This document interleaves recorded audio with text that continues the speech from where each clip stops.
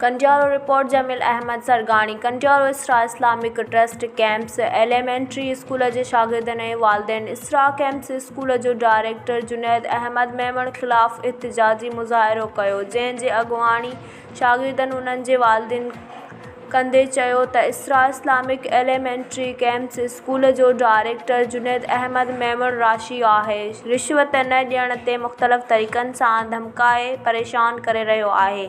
असां तइलीम छॾण ते मजबूर थी विया आहियूं। गुज़िरियल ॾींहुं इसरा इस्लामिक कंडियारो कैंप्स ते अची असांजे स्कूल जो GR बि खणी वियो आहे।